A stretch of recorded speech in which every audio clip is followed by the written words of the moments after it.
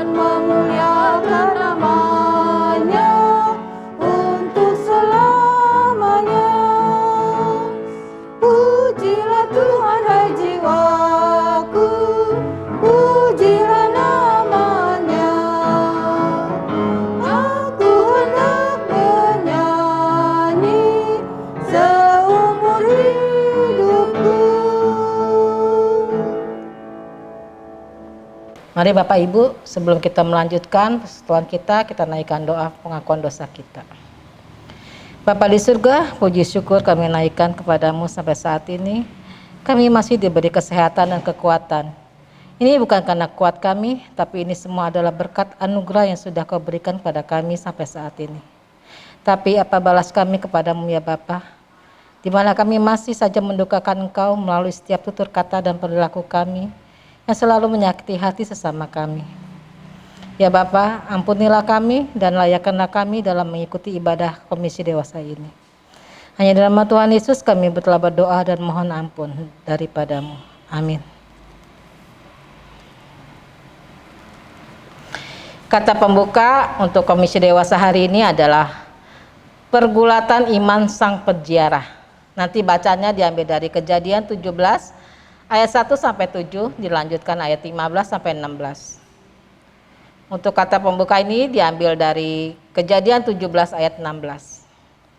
Aku akan memberkatinya dan daripadanya juga aku akan memberikan kepadamu seorang anak laki-laki. Bahkan aku akan memberkatinya sehingga ia menjadi ibu bangsa-bangsa. Raja-raja bangsa-bangsa akan lahir daripadanya. Sebelum kita memasuki pembacaan Mazmur, kita naikkan pujian dari PKJ 45, bait 1, 3, dan 6. Tuhan Allah janganlah.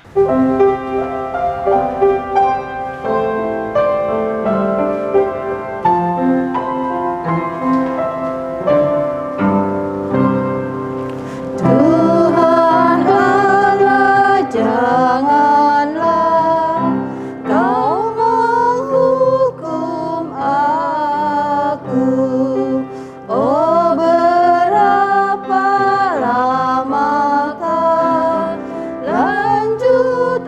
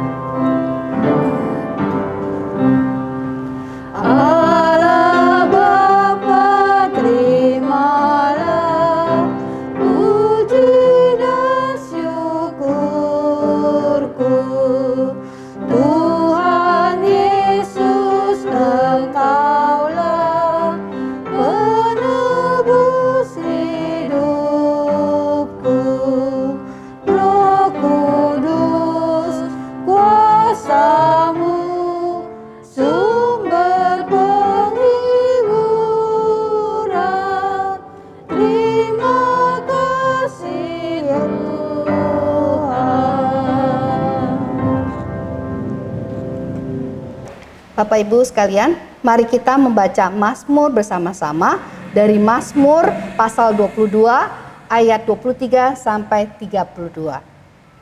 Demikianlah bunyinya. Aku akan memasyurkan namamu kepada saudara-saudaraku dan memuji-muji engkau di tengah-tengah jemaah. Kamu yang takut akan Tuhan, pujilah Dia, hai segenap anak cucu Yakub. Muliakanlah Dia dan gentarlah terhadap Dia, hai segenap anak cucu Israel. Sebab Ia tidak memandang hina ataupun merasa jijik kesengsaraan orang yang tertindas, dan tidak menyembunyikan wajahnya kepada orang itu. Dan Ia mendengar ketika orang itu berteriak minta tolong kepadanya. Karena engkau, aku memuji-muji dalam jemaah yang besar. Nazarku akan kubayar di depan mereka yang takut akan Dia. Orang yang rendah hati akan makan dan kenyang. Orang yang mencari Tuhan akan memuji-muji Dia.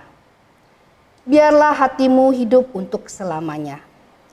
Segala ujung bumi akan mengingatnya dan berbalik kepada Tuhan. Dan segala kaum dari bangsa-bangsa akan sujud menyembah di hadapannya. Sebab Tuhanlah yang empunya kerajaan, Dialah yang memerintah atas bangsa-bangsa. Ya, kepadanya akan sujud menyembah semua orang sombong di bumi. Di hadapannya akan berlutut semua orang yang turun ke dalam debu, dan orang yang tidak akan menyambung hidup. Anak-anak cucu akan beribadah kepadanya dan akan menceritakan tentang Tuhan kepada angkatan yang akan datang. Mereka akan memberitakan keadilannya kepada manusia, kepada bangsa yang akan lahir nanti, sebab Ia telah melakukannya. Marilah kita menyambut Mazmur kita dengan PKJ 198 bait 1 dan 3, Di Hatiku Ya Yesus.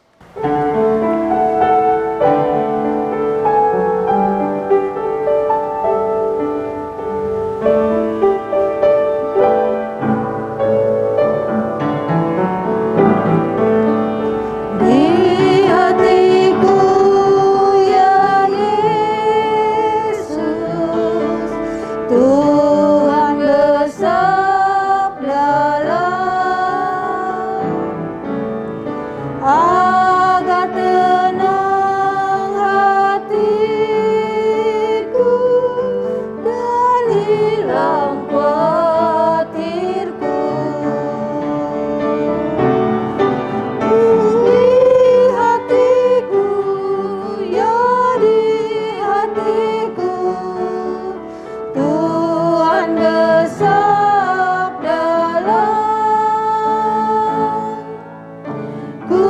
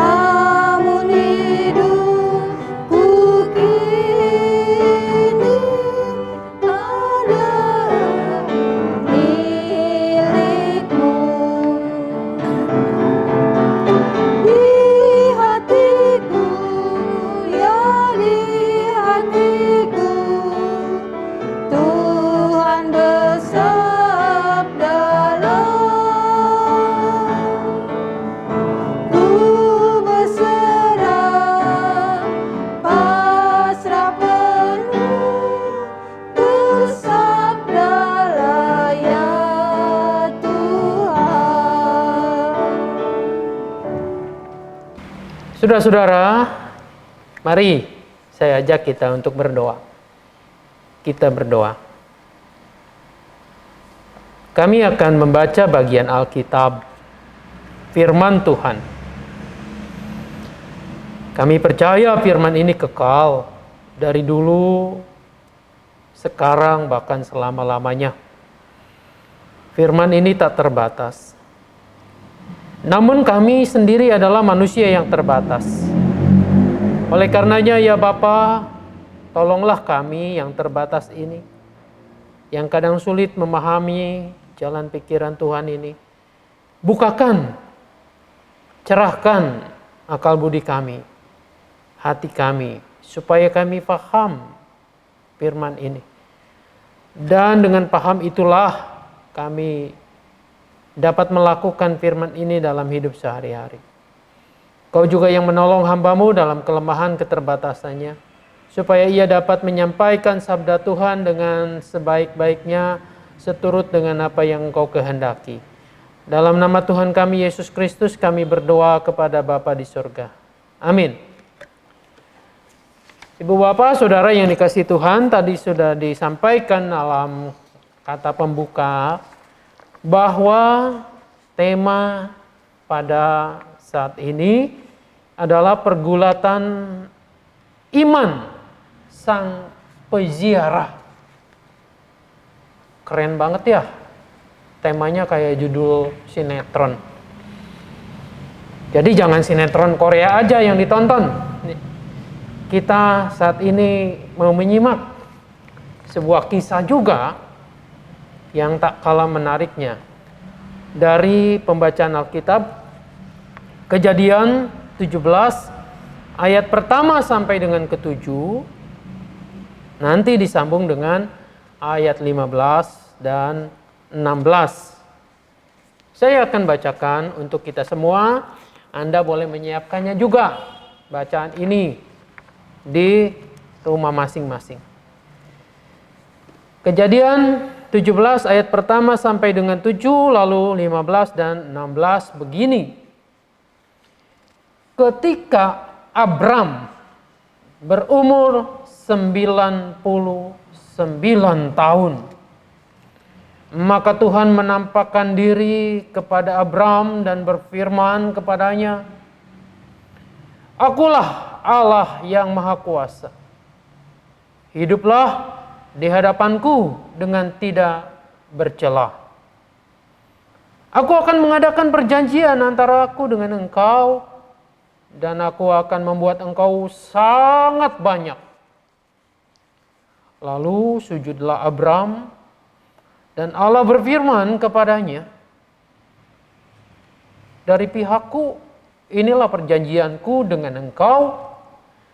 Engkau akan menjadi bapa sejumlah besar bangsa. Karena itu namamu bukan lagi Abram, melainkan Abraham. Karena engkau telah kutetapkan menjadi bapa sejumlah besar bangsa. Aku akan membuat engkau beranak cucu sangat banyak. Engkau akan kubuat menjadi bangsa-bangsa, dan daripadamu akan berasal raja-raja. Aku akan mengadakan perjanjian antara aku dan engkau serta keturunanmu turun-temurun menjadi perjanjian yang kekal, supaya aku menjadi Allahmu dan Allah keturunanmu." Kita sambung ayat 15 dan 16. Selanjutnya Allah berfirman kepada Abram, "Tentang istrimu Sarai, janganlah engkau menyebut dia lagi Sarai, tetapi Sarah. Itu namanya. Aku akan memberkatinya, dan daripadamu juga aku akan memberikan kepadamu seorang anak laki-laki.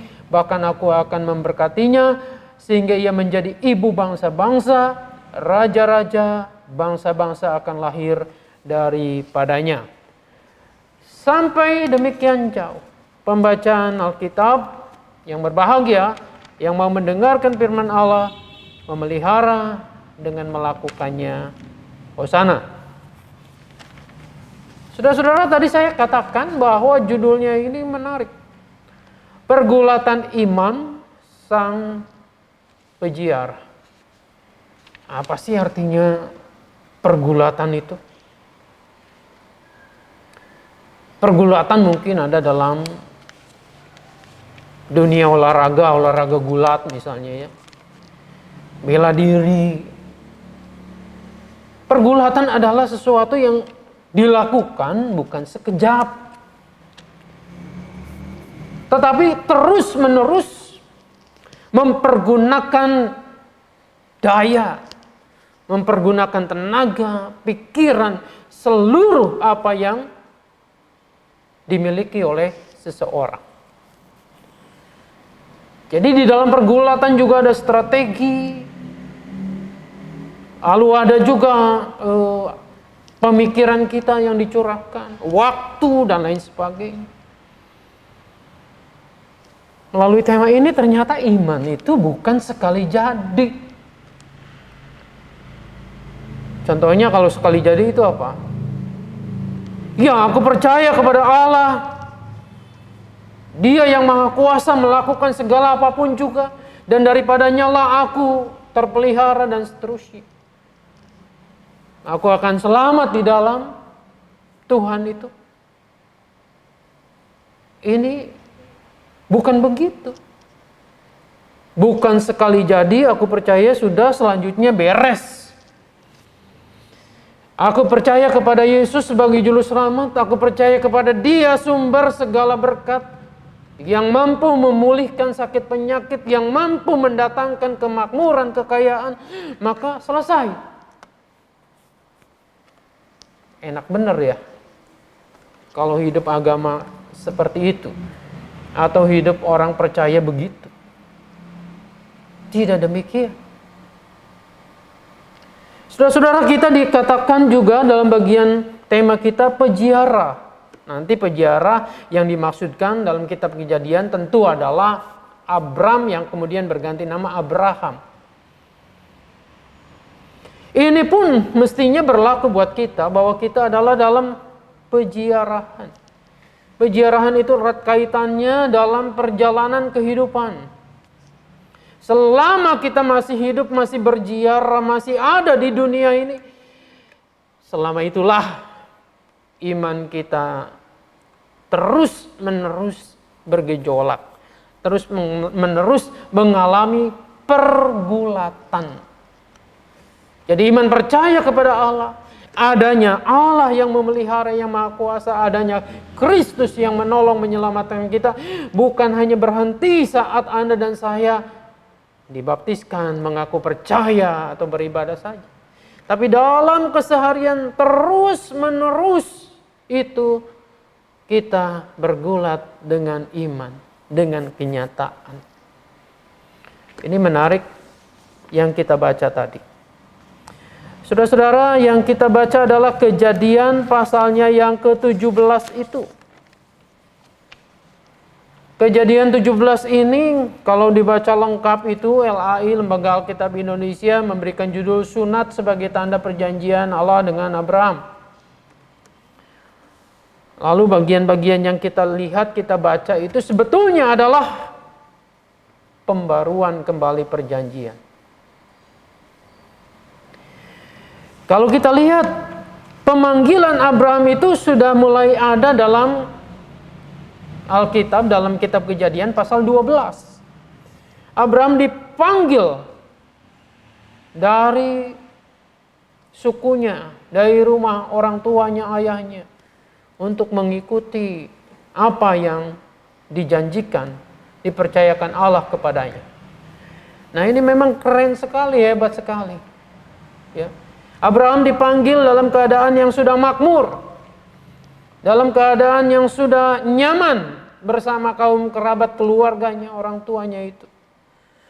Tuhan memanggilnya, aku akan memberikan tanah perjanjian, memberikan keturunan yang banyak, menciptakan hubungan yang istimewa antara Abraham dan keturunannya dengan Allah sendiri. Lalu Abraham meninggalkan semuanya itu. Meninggalkan rumah orang tuanya, kerabatnya, lalu kemudian menelusuri jalan. Jalan yang ditempuh sebagai seorang peziarah itu. Entah kemana saat itu Abraham tidak tahu.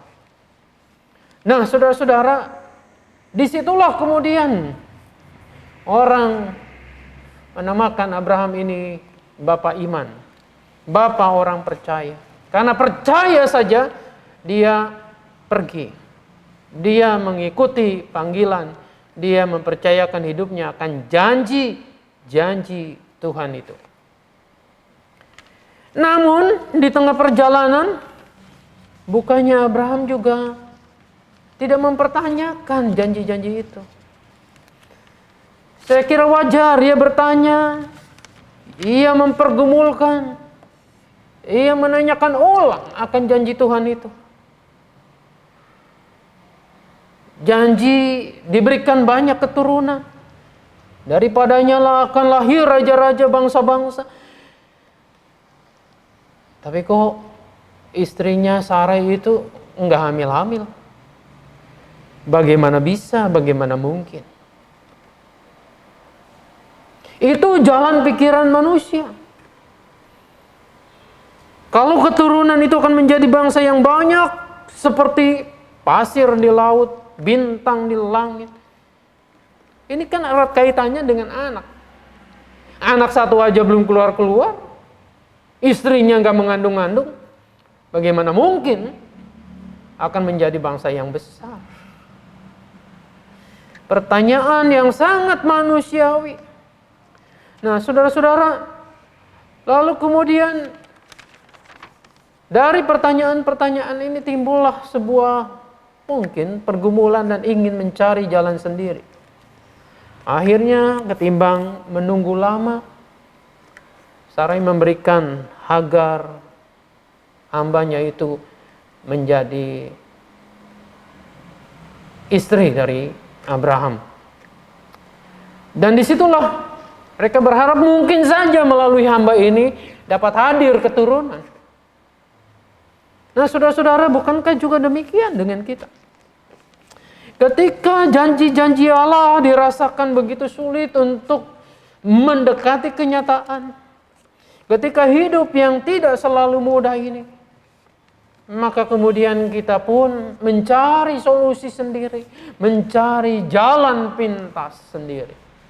Seperti Abraham ini dan juga Sarai mencari jalan pintas. Akhirnya Hagar diberikan dan kemudian Ismail lahir di situ. Ketika Ismail lahir di situ, lalu kemudian terjadilah sebetulnya masalah-masalah baru yang harus dihadapi. Mereka kembali bergulat di sini, mempertanyakan sebab Tuhan tidak mengendaki keturunan ini selain dari keturunan dari Sarai. Nah, saudara-saudara, di tengah-tengah juga jalan pintas yang diambil sendiri ini, lalu Tuhan memberikan janjinya kembali. Janji ulang. Diulang kembali, diingatkan lagi bahwa Sarai, bahwa Abram yang sekarang jadi Abraham, Sarah yang jadi Sarah itu akan melahirkan, akan mempunyai keturunan yang besar. Bahkan kalau kita lengkap, kita lihat juga dalam apa yang kita baca perikop pasal 17 ini, ketika janji ini pun diulangi, maka mereka itu juga mentertawakan. Kenapa? Karena ketika itu ayat 1 dikatakan Abraham berumur 99 tahun. Sudah tua. Saudara-saudara, disinilah antara akal budi manusia dengan janji Tuhan terus mengalami pergulatan ini. Dalam kehidupan kita, hal yang sama bisa terjadi. Bahwa Tuhan menjanjikan kedamaian, kehidupan yang indah dalam persekutuan dengan Dia.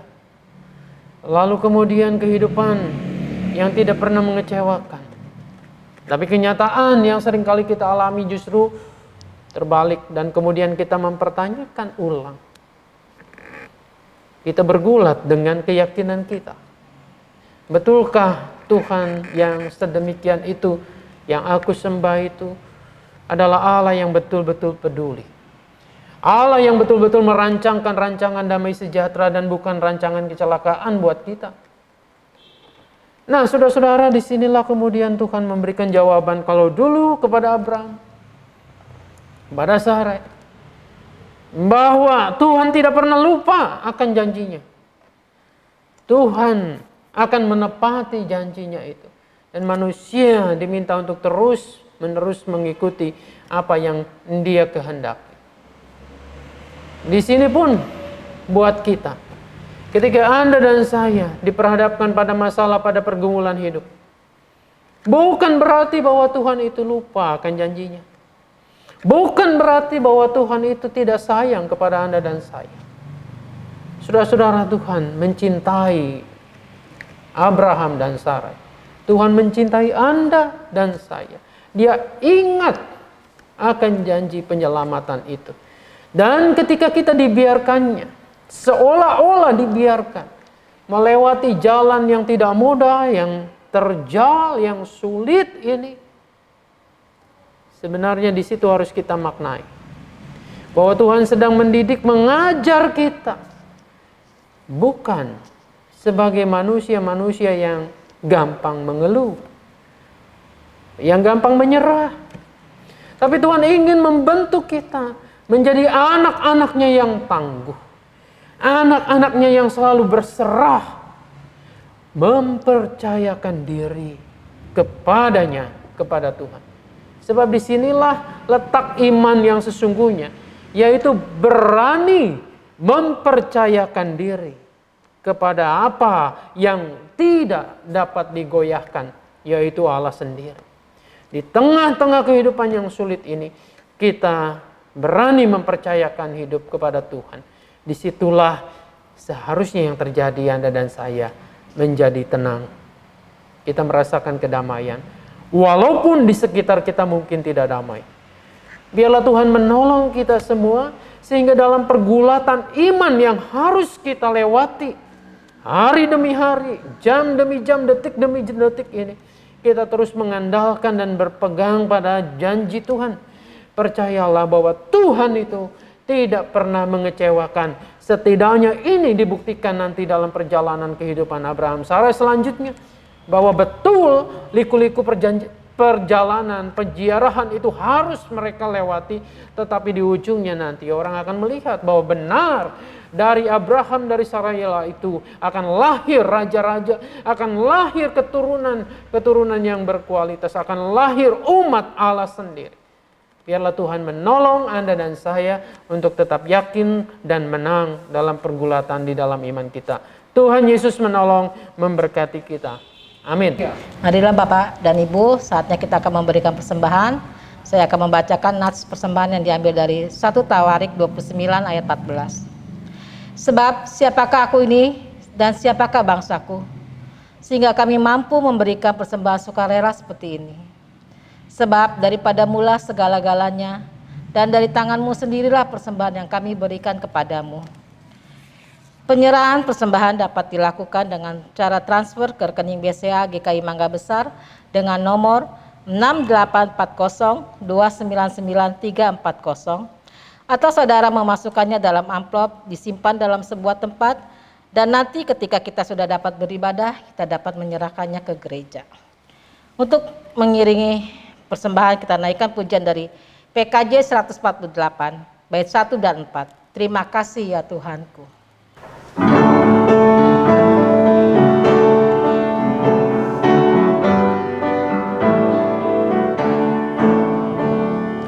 Terima kasih ya Tuhanku atas hari pemberian-Mu, hari baru limpah rahmat dan dipenuhi oleh kasih-Mu.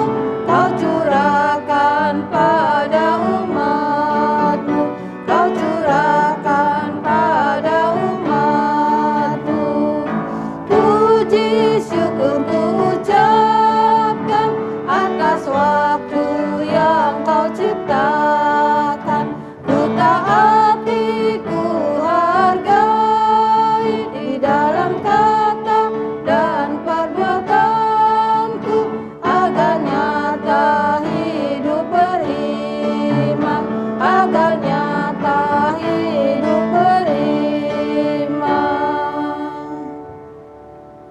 Mari Bapak dan Ibu kita naikkan doa persembahan.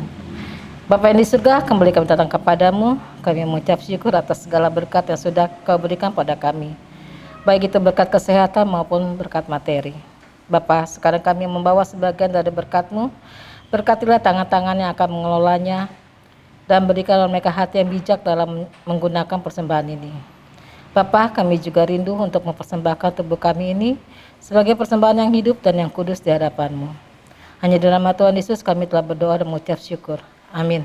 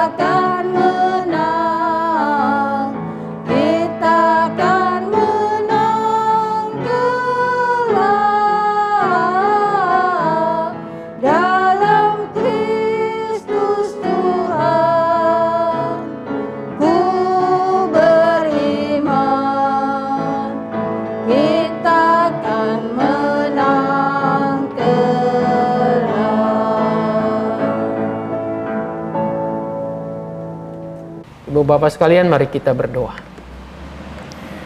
Ajarlah kami untuk setia ya Bapa di surga. Dalam dunia yang kerap kali mengajarkan untuk tidak setia, yang banyak godaan pencobaan, biarlah pergulatan iman kami tidak hanya sebagai teori saja, hanya praktek ketika kami beribadah, kami setia, lalu dalam hidup sehari-hari kami tidak menampakkan itu. Tuhan yang menolong kami dalam kehidupan yang tidak mudah dalam pergulatan ini. Pada akhirnya kami boleh menang dengan mempercayakan hidup sepenuhnya ke dalam tangan kasih Bapa. Sekali lagi Bapa di surga, kami mengucap syukur untuk kasih sayang Tuhan yang Kau berikan lewat pemeliharaan-Mu dalam berbagai bentuk. Kami juga berdoa untuk setiap masalah dan pergumulan kehidupan kami. Tuhan yang menolong untuk kami boleh menghadapinya tanpa menjadi pecundang, namun juga tidak membuat kami takabur, menjadi arogan dan sombong. Tapi semakin hari semakin lama kami menjadi semakin rendah hati dan mempercayakan hidup ini sepenuhnya ke dalam rancangan-Mu.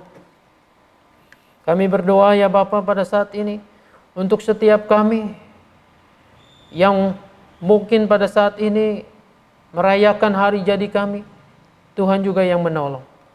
Kami yang pada saat ini juga menapaki peziarahan, masuk dalam minggu-minggu Prapaskah, kuatkan tekad kami untuk punya komitmen hidup dalam pertobatan dengan baik.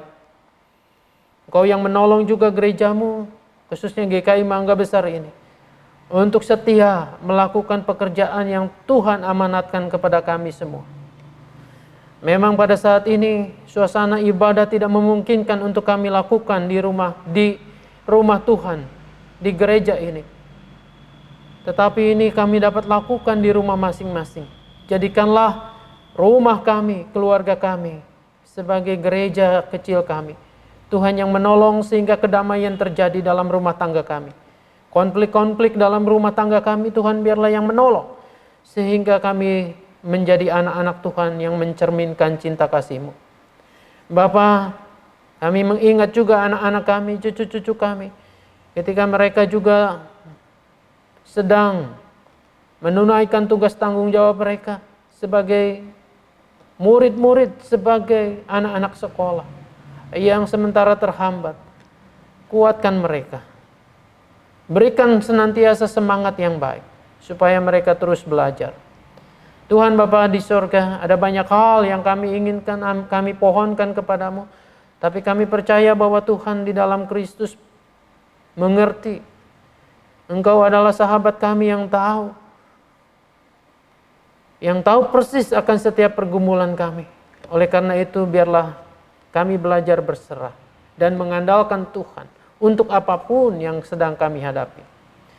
Kami akan melanjutkan aktivitas kami di siang hari ini ya Bapa. Kami percaya bahwa Tuhan sampai hari ini, sampai detik ini memberkati kami. Maka rahmat, anugerah, damai sejahtera Tuhan yang melampaui segala akal itu biarlah memelihara hati dan pikiran kami dari sekarang ini sampai selama-lamanya.